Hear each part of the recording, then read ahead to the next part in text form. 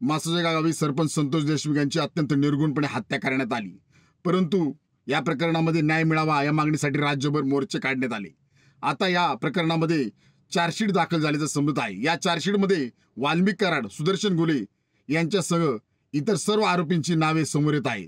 परंतु सरपंच संतोष देशमुख यांची जी हत्या झाली निर्गुणपणे, या हत्ये होण्या अगोदर आणि हे जे वाल्मिक कराड आहेत, हे वाल्मिक कराड यांनी तर सरेंडर केलं होतं आणि सुदर्शन घुले आणि इतर जे आरोपी आहेत यांना अटक झाली। या वाल्मिक कराड आणि सुदर्शन घुले हे सर्व जे आरोपी आहेत यांच्या अटकेच्या अगोदर आणि संतोष देशमुख यांच्या हत्या अगोदर हे सर्वजण कोणाच्या संपर्कामध्ये होते याची सुद्धा चौकशी होणं अत्यंत गरजेचं आहे।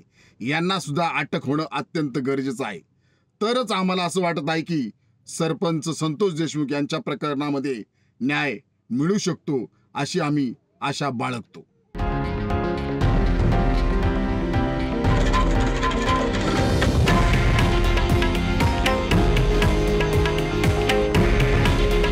हे आहे देशातील नंबर 1 न्यूज नेटवर्क आणि आपण पाहत आहात TV9 मराठी।